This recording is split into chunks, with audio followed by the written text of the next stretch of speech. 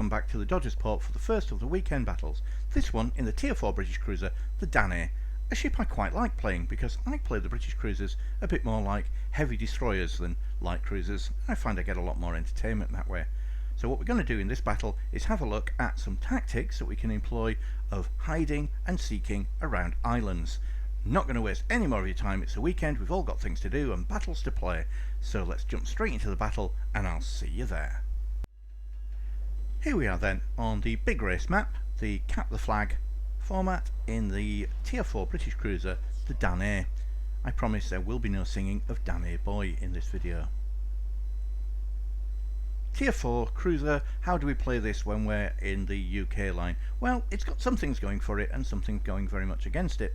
What it's got going for it is it has good solid armour piercing shells, it has a citadel that isn't too horrendous, and it has nice torpedoes that you can fire, like all the British cruisers, either in pods, in this case in sets of 2, or you can fire singly. That's really useful for putting a big dispersion pattern down, where instead of having to just put 3 sets down, you can put effectively 6 different placements of torpedoes. You will see that played later in this ship. We also have the heel, and we have the hydroacoustics, and we have a ship that's not only got a decent top speed, but it doesn't have to get up to it quickly, and it's pretty manoeuvrable. Maybe even I can avoid running into islands in one of these ships. So how we start the battle is how we always start the battle on this map. We stay quite deep in our own cap zone, wait until we're heavily spotted, and then there's no point trying to hide, and then start picking targets. Now, I played a lot of Russian ships recently, and they have a very different trajectory on their shells. It's much flatter and much faster. So the first couple of salvos I fire here are a little bit as though I was playing a Russian ship, and you have to adapt when you're playing a different one. The ships in the Danae are still quite fast, but they're a lot more loopy. Not as loopy as the German ships, it must be said, but a lot more loopy than the Russian ones. So we've done a little bit of damage to the destroyer, and somebody else has done an awful lot of damage to the destroyer. Okay, so there are 2 destroyers down already. Is it going to be one of those rare battles where we win with 12 ships to their no ships? Do we sink all them without taking any casualties? Very unlikely. So we've fired at the destroyer, and then he got heavily torpedoed. So we'll fire at that cruiser and see if we can sink him. A lot of torpedoes coming in, but they're far enough away not to give me any problems. Now, as you know, oh my days, okay, so he got heavily torpedoed after I hit him as well. Let's try for a third time lucky.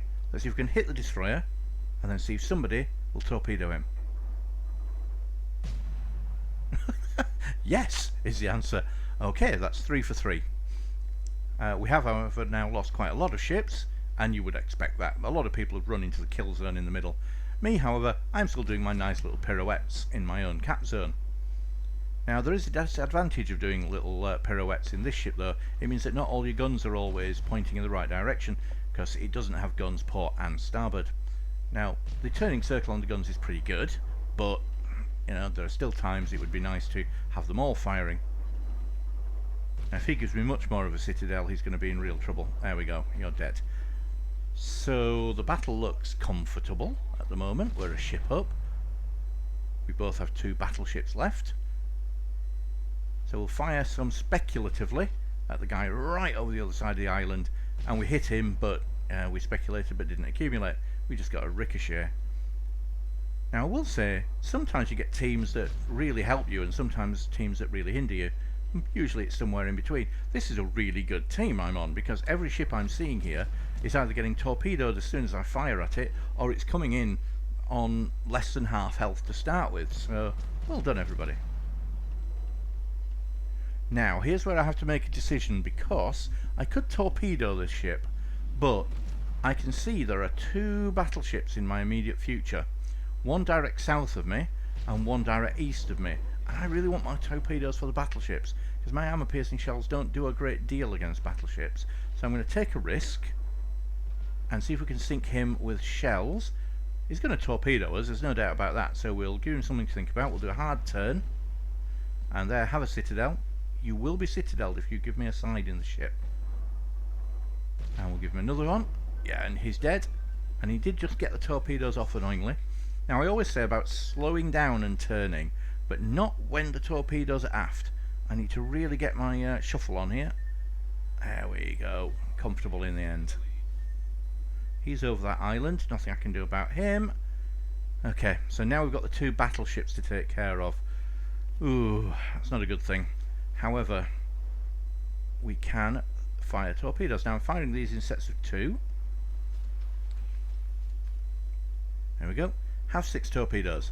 I'm hoping he's not going to want to turn side on to the battleship that's on our team, and if he doesn't turn side on, he's going to have to sail straight on, and that will put him straight into those torpedoes. That's the plan. This guy is sailing straight into our cap zone. Now I'm hoping he's a new player and doesn't know that I have more torpedoes. He may have seen me fire a whole raft of torpedoes. Oh, and that battleship did turn side on. Okay, I mean he avoided my torpedoes, but he certainly took a beating for it. Looks like we're going to lose our battleship though. Oh! But those torpedoes I fired at the other battleship have done their work and sunk him. And this guy, although we didn't hit him with the torpedoes, what our torpedoes did is make him turn, and then the battleship which he's subsequently sunk managed to do a lot of damage to him. I'd like my torpedoes back any time now, please, so I can sink this guy, because I'm way too close to him, but there was no real option. I've got heals, what I don't have is torpedoes. He has torpedoes, and he's just fired them, but that's never going to work.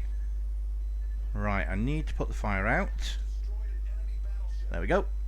I'm not worried about that torpedo coming from astern. Right, and now I can finally take a breath. Whew. I said you'd more recognise the playstyle that I had there as being of a destroyer than a cruiser, just really getting stuck in. Now this guy can play.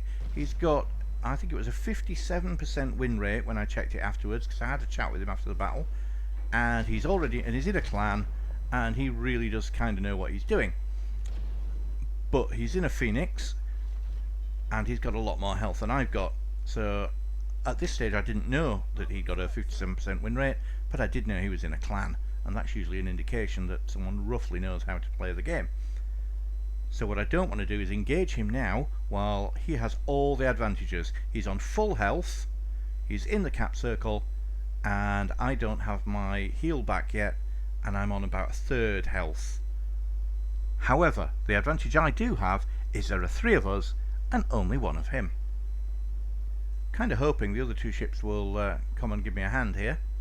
What I don't want him doing though, because I can see one of our cruisers is heading south for their cap zone, absolutely the right thing to do, is I don't want him sailing past that gap. So I'm going to do something to persuade him not to do that. There you go, we'll put up a little wall of torpedoes, all fired singly. Now, those are very unlikely to hit him, but he will definitely see them, and that should turn him around. I want him sailing north, not south, because we're about to start capping their zone, and if we can keep him in the north, we win. That's the plan, anyway. Now, the French cruiser heading to support me is on very low health, and he probably shouldn't get involved in a one-on-one with a decent player in a Phoenix on full health, because he's probably not going to win that one. So I decided I'd better head that way and see if I can help him out. Oh dear, okay, looks like I'm a bit late to help him out. He's already dead. So we know where he is now, and he was pointing north a minute ago. So this is where we start to think tactically.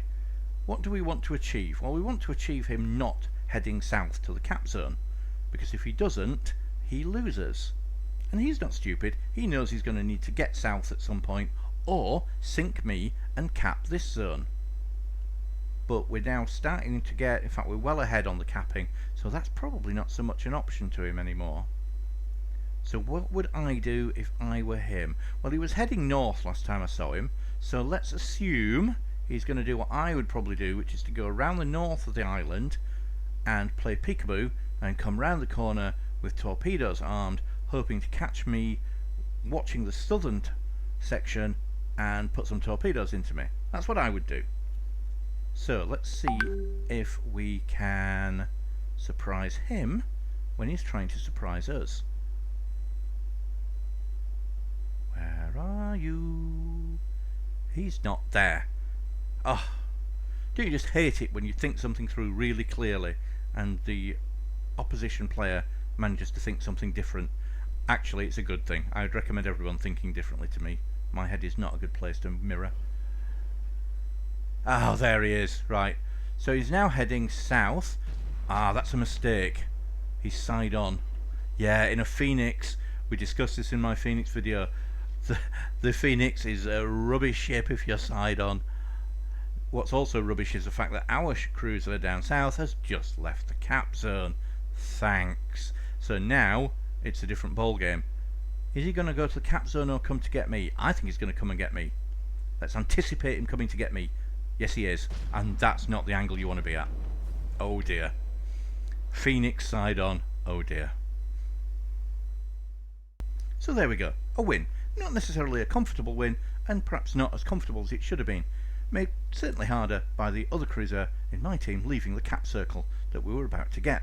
Had he stayed there, it would have been a much easier win. Kind of made me change my playstyle there and go and hunt him right at the end rather than just blocking him from getting down to the cap circle. Really enjoyed the battle though, and I hope you did. It's nice sometimes that it's not just sitting at distance and firing at people, and you have to put a little bit of thought into what you're doing and try and second guess what they're doing. Some of that I got right, some of it not so much. There will be more videos coming this weekend, as long as I don't keep getting sunk within the first 10 seconds of every video, which has certainly happened more to me recently than I'd like to admit. So I hope you all have a fantastic weekend. Please come back and watch the other videos, and until then, take care. Bye bye.